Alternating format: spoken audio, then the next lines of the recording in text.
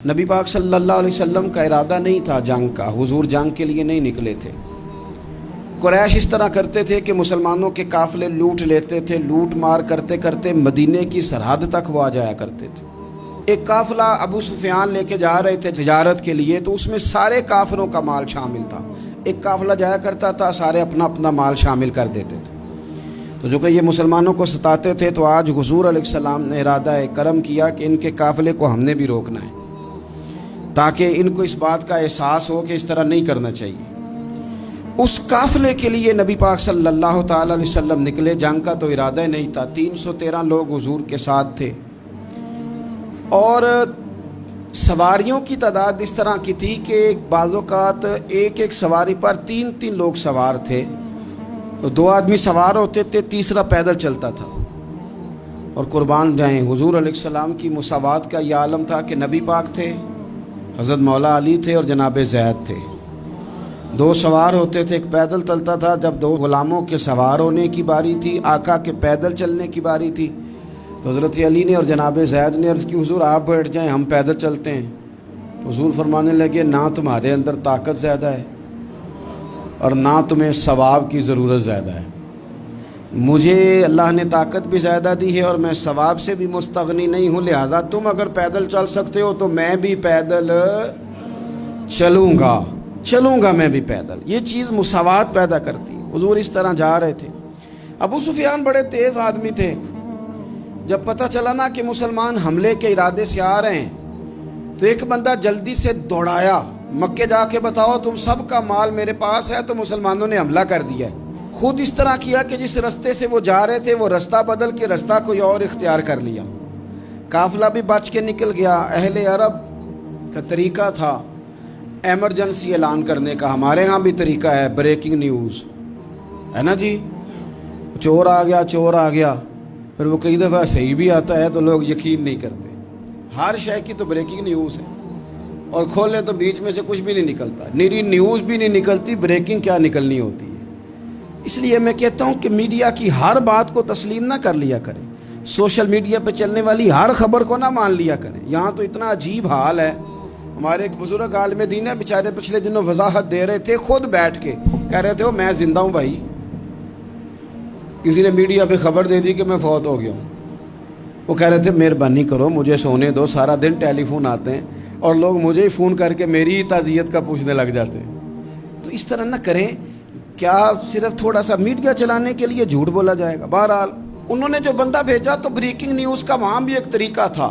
اونٹ کے کان ناک کاٹ دیتے تھے، اپنے کپڑے پھاڑ لیتے تھے۔ اب اونٹ بڑے زور سے چلاتا تھا، جب اس کا ناک کٹ جاتا تھا، اونٹ چلاتا تو لوگ گھروں سے نکل آتے۔ اب وہ جو بندہ ابو سفیان نے بھیجا تھا، اس نے جا کے اپنے اونٹ کے ناک کان کاٹ دیے۔ لوگ دوڑے، باہر نکلے، پوچھا کیا ہوا، تو اس نے کہا نکلو تمہارا تو مال سارا لوٹنے لگے مسلمان۔ وہ ابو سفیان بچ کے نکل گئے تھے، انہوں نے پیغام بھی دیا کہ میں بچ کے آ گیا ہوں، اب آنے کی ضرورت نہیں۔ لیکن انسان کو جو چیز سب سے زیادہ پستی میں لے جاتی ہے، وہ اس کا تکبر ہوتا ہے۔ تو مینوں جاندا ہی نہیں، تجھے میرا پتہ ہی نہیں، یہ لے ڈوبتی ہے چیز لوگوں۔ انہیں بھی لے ڈوبی۔ انہوں نے کہا جی آپ نہیں واپس جانا، اب چلو۔ 1000 کا لشکر، گانے بجانے والی عورتیں ساتھ، شراب کے مٹکے ساتھ، 10 اونٹ روز ذبح ہو رہے ہیں، سردار دعوتیں پکا رہے ہیں، گوشت بھونا جا رہا ہے۔ بدر میں پہنچ گئے، مسلمان بھی 313 پہنچ گئے۔ یہ ساری رات شرابیں پیتے، وہ ساری رات سجدے کرتے، یہ ناچ گانے سرور کی محفلیں سجتی، اور وہ رسول پاک کی تقریر سنتے، حضور کے خطبات سے فیض یاب ہوتے۔ عمیر بن وہب کو بھیجا ابو جہل نے، کہا پتہ کر کے آؤ بندے کتنے۔ اس نے جا کے کہا کہ 312 313 310 اتنے۔ کہنے لگا جنگ کیا کرنی ہے، ان کو سویرے اونٹوں کی پشتوں پہ باندھ کے لے جائیں گے، مکے جا کے دیکھیں گے کیا کرنا ہے۔ یہ تکبر ہے نا۔ تو عمیر بن وہب کہنے لگا ہیں 312 ہیں 313، میرے اندازے میں 310، لیکن ایک کا بھی واپس جانے کا ارادہ کوئی نہیں۔ میں نے جس کو بھی دیکھا ہے شہادت کی دعا مانگتے دیکھا ہے، ارادہ بڑا پکا لے کے آئے، شہادت ہے مطلوب و مقصود مومن، نہ مال غنیمت نہ کشور کشائی۔ نبی پاک صلی اللہ علیہ وسلم نے جب دیکھا نا کہ وہ تو جنگ کے لیے آن پہنچے ہیں اور ارادہ تو قافلے کا تھا، تو حضور نے صحابہ سے مشورہ کیا. نبی پاک علیہ الصلوۃ والسلام نے ہمیں بتایا ہے کہ چیزیں مسلط نہ کرو.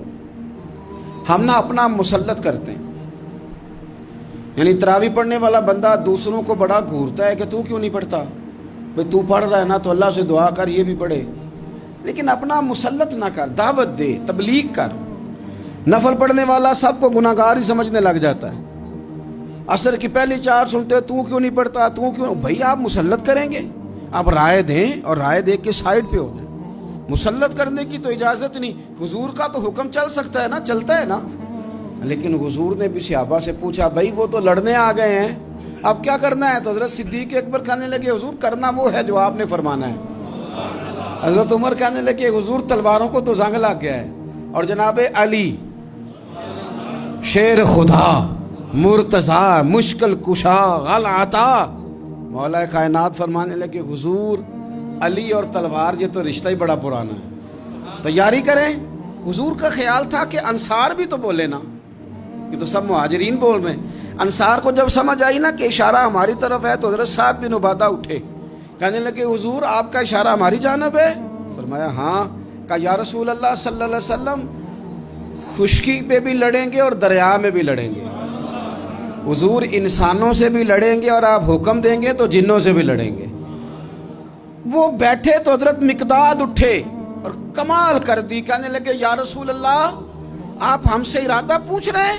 ہم کوئی حضرت موسیٰ کی قوم ہے جو اپنے نبی سے کہہ دیں گے آپ لڑیں اور آپ کا خدا لڑے؟ سونیا ہم آپ کے ساتھ لڑیں گے اور آپ کے قدموں پہ جانیں بھی قربان کریں گے. نبی کا حکم ہو تو کود جائیں ہم سمندر میں اور جہاں کو محو کر دیں نعرہ اللہ اکبر میں. نہتے 313 بشر شوق شہادت میں نکل آئے تھے میدان میں محمد کی قیادت میں. نہ تیغو تیر پہ تکیا، نہ خنجر پہ، نہ بھالے پر، بھروسہ ہے تو ایک سادی سی کالی کملی والے پر. نبی پاک صلی اللہ تعالیٰ علیہ وسلم نے جذبات سنے تو فرمایا چلو نہ چلیں، پر چھوٹے چھوٹے بچے واپس کر دو. ایک چھوٹے بچے تھے عمیر بن ابی وقاص، حضرت سعد بن ابی وقاص کے بھائی، زمین پہ لیٹ کے رونے لگے، سونے میں نے بھی جانا ہے. کمپیوٹر کے لیے نہیں رو رہے، موبائل کے لیے نہیں رو رہے، نئی سائیکل کے لیے نہیں، شہادت کے لیے. حضور میں لڑوں گا، اب مجھے لے کے تو چلیں.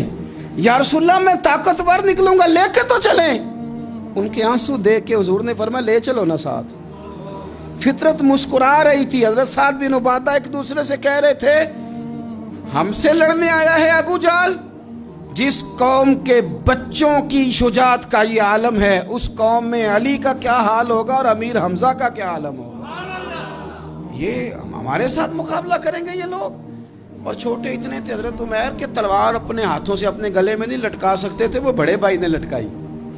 میدان میں نکلے، حضور علیہ الصلوۃ والسلام نے تقریر کی. فرمایا تمہیں پتہ ہے تم کس جنت کی جانب جا رہے ہو؟ وہ جنت ہے جس کی چوڑائی زمین آسمان کے برابر ہے. حضرت عمیر بن حمام انصاری ایک صحابی تھے. جب کریم نے فرمایا نا جنت کی چوڑائی، کسی چیز کی لمبائی زیادہ ہوتی ہے چوڑائی کم ہوتی ہے، جب فرمایا نا کہ چوڑائی زمین آسمان کے برابر ہے تو حضرت عمیر بولے، کہنے لگے واہ واہ واہ واہ واہ. کھجوریں کھا رہے تھے. حضور نے فرمایا تو بڑی واہ واہ کر رہا ہے، کہ سونے اتنی جنت پیاری ہے تو ہم دور کیوں ہیں؟ یہ دے نا ذرا تلوار. جلدی سے میدان میں نکلے، اللہ نے انہیں شہادت عطا فرمائی. رات ساری وہ مست رہے شراب کے نشے میں، اور حضور ساری رات مصلی پہ رہے، ساری رات دعائیں مانگی. پتہ کیا کہا؟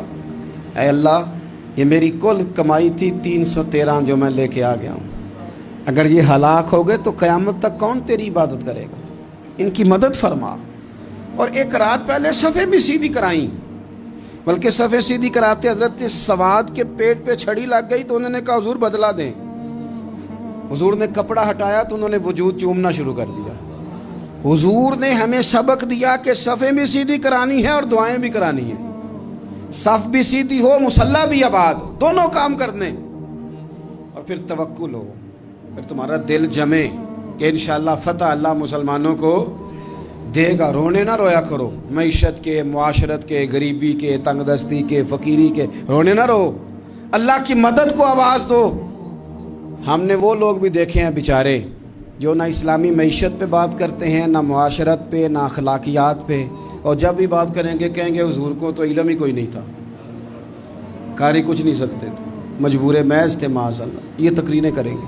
یہ مسلم شریف کی حدیث ہے، کوئی اختلاف والی بات نہیں، پر بعض اوقات نا دل کو تکلیف ہوتی ہے کہ یار اس طرح کی باتیں کیوں کرتے